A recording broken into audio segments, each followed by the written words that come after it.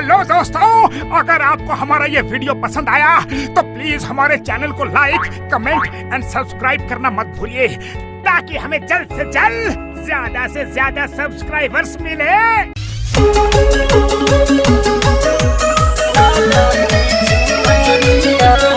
प्रेम से बोलिए हम कुआं वाली शीतला मैया की। Music by Roshan Singh.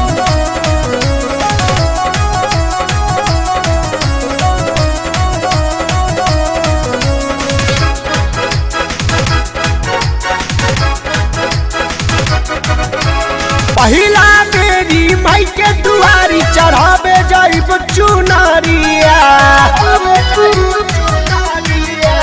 पहिला बेरी माई के दुआरी चढ़ावे जाइब चुनरिया।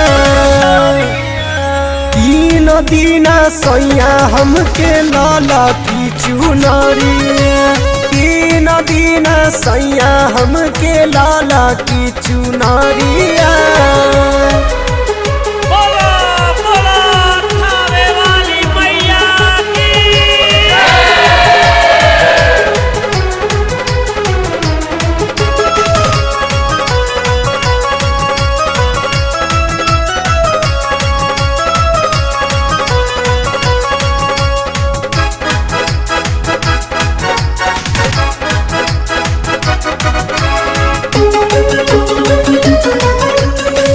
ढेरे चुनरी राखल बाटे हमारा हो घर में।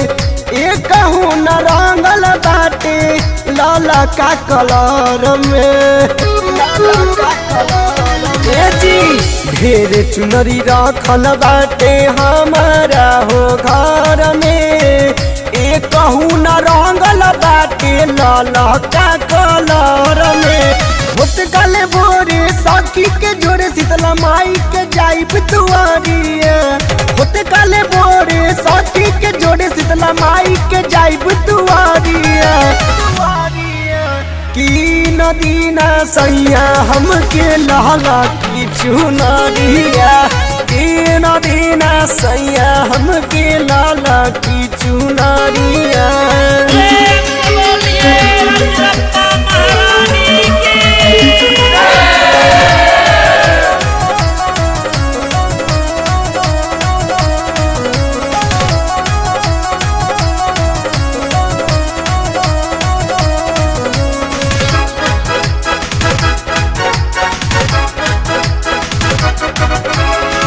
लाला सा हलवा पूरी माई के चढ़ाई। दर्शन करेला देवी माई लागे जाई। लाला सा हलवा पूरी माई के चढ़ाई। दर्शन करेला देवी माई लागे जाई। लागत खिलावे गोदी ललनवा जब माई फेरिए नजरिया।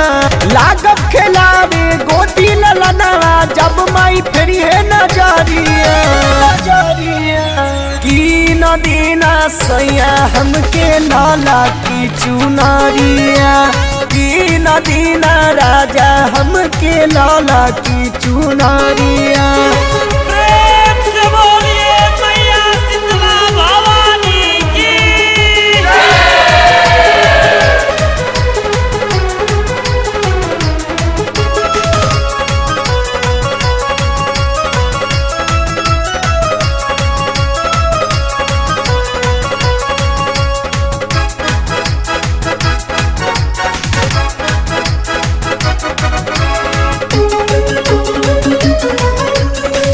अतना डरात बानी सैया महंगाई से। रउआ नहीं लाइब त मंगा लेब अपना भाई से। काहे जी अतना डरात बानी सैया महंगाई से। रउआ नहीं लाइब त मंगवा लेब अपना भाई से। आकाश में हता संगे अमरजीत कल साले आदि घरिया। आकाश में हता कल्लू अमरजीत कल साले आदि घरिया। तकीन दीना सोया हमके लाला की चुनरिया, कीन दीना सैया हमके लाला की चुनरिया।